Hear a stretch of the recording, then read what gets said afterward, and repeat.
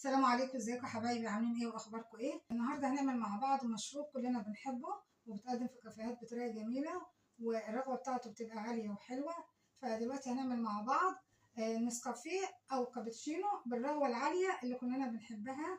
فهنعملها مع بعض بطريقه سهله وبسيطه. هقول لكم على اسرار ازاي بيتعمل وش عالي كده وشكله جميل وكلنا بنحبه. فطبعا هتجيبي بوله زي دي كده هنعمل فيها المشروب. طبعا احنا هنعمل بالمضرب الكهرباء زي ما هتشوفوا دلوقتي معانا خطوه خطوه، وبطريقه سهله وبسيطه. يعني لو ما عندكيش بقى مضرب كهرباء هتعملي لا اما في الخلاط العادي، لا اما هتعملي بمضرب زي ده كده، مضرب يدوي بيتعمل بيه كده، بيجي معاكي برده بيطلع حلو بنفس المنظر. لا اما بقى تجيبي ازازه تحطي فيها النسكافيه وتقفلي عليه وترجيه جامد جامد، فبيجي معاكي برده بيطلع حلو. بس انا بفضل المضرب ده كهرباء، بيبقى احلى واحسن. وهتشوفوا معانا دلوقتي هنعمل ايه. هنجيب اول حاجه اللي هو فنجان نسكافيه زي ما انتم شايفين كده. الكوبايه اللي بتعايري بيها النسكافيه هتعايري بيها بقيه المكونات. طبعا جبنا البوله اللي هنعمل فيها وجبنا المضرب. هنجيب بقى سكر نفس المعيار اللي عملنا بيه النسكافيه هنعمل بيه السكر. بعد كده هنجيب ميه زي ما انتم شايفينها كده نفس برضو المعيار. يبقى هنا عندنا السكر والنسكافيه والمعيار الميه كلهم متساويين قد بعض بنفس الحجم وبنفس الفنجان. هنجيب البوله اللي احنا هنعمل فيها وهنحط فيها النسكافيه كده، وبعد كده هنحط فيها السكر، نحط برضو الميه.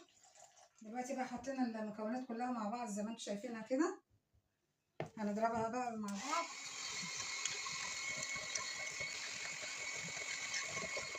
طبعا احنا هنا ضربنا المكونات كده زي ما انتم شايفينها شويه مع بعض او بالمضرب الكهربائي ده. فانت دلوقتي لو عايزاه قوامها تقيل هتكملي وتضربيهم تاني مع بعض، لو مش عايزاها تقيله او عايزاها خفيفه هتسيبيها بقى كده او كمان شويه صغيرين وخلاص. يعني تبع ما انت عايزه، تقيله قوي او خفيفه شويه. فطبعا لو وصلتي لحد هنا ما تنسيش الاشتراك واللايك. اهم حاجه تصلوا على النبي كده، اللهم صل وسلم وبارك على سيدنا محمد وعلى اله وصحبه اجمعين. نضربهم بقى مع بعض دلوقتي كمان شويه لانه لسه يعني خفيف شويه. طبعا انت بتضربي دلوقتي لو انت هو لسه خفيف برضه شويه، فهنضرب تاني. يعني انت كل ما تشوفي تلاقيها لسه تضربي تاني لحد ما تتقل معاكي. وكده بقى يا حبايبي بعد ما عملناه بص بقى شكله ايه دلوقتي. القوام بقى فومي كده يعني متماسك وتقيل اهو. بصوا عامل ازاي، بصوا اهو شايفينه كده زي ما انتوا شايفينه كده بقى تقيل خالص. فبتضربي فيه لحد القوام اللي انت عايزاه اهو. بصوا تضربي فيه لحد ما ايه يتقل، فبيديكي نتيجة احسن ويبقى الشكل كمان احلى جميل خالص متماسك وجميل وحلو. وكده بقى هنجيب مج زي ده كده زي ما انتوا شايفينه شفاف، نحط بقى فيه رغوة النسكافيه وهننزلها بقى مع بعض اهي. هننزلها هنا كلها في المج. بس تقيلة ازاي تديكي نتيجة احلى واحسن. لو شايفين وهي نازلة في المج تقيلة خالص.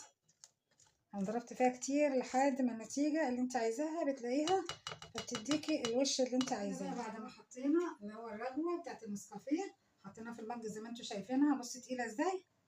فانتوا بتقعدوا تضربوا فيها لحد ما تتقل وتبقى متماسكة زي ما انتوا شايفينها. وطبعا هنكمل بقية دلوقتي مج نسكافيه وهتشوفوا هنعمل فيه ايه. ودلوقتي بقى حبايبي هنا اللبن بص حضرناه اهو، بس بتسخنيه عشان لما تيجي تصبيه يطلع معاكي نتيجة كويسة. هنصبه بقى في المج، تقلبي كده بالراحة.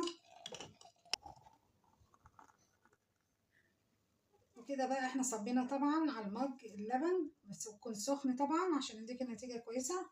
وده بقى في النهاية. بقى حبايبي في اخر حاجة هنرش بقى ايه نسكافيه على الوش زي ما انتوا شايفين كده. هتبقى ده شكله في النهاية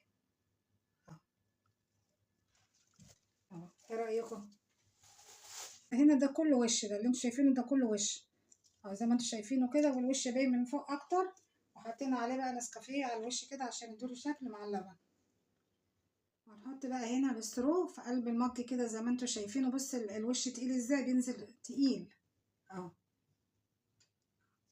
طبعا ممكن اي حد طبعا يعمله، ممكن ولادك او قاعدين في الاجازه ممكن برضو يعملوه بالطريقه دي، هتبقى سهله وبسيطه بالنسبه لهم وشكلها جميل وطعمه حلو وان شاء الله كده هيعجبكم ما تعملوه بكل سهوله. وده بقى حبايبي الشكل النهائي بتاع النسكافيه ابو رغوه اللي احنا كلنا بنحبها، اللي بتقدم في الكافيهات وبطريقه جميله. عملناها بطريقه بسيطه، لو عملتوه ان شاء الله كده هتحبوه وتتمنوا يعني ان شاء الله تعملوه على طول.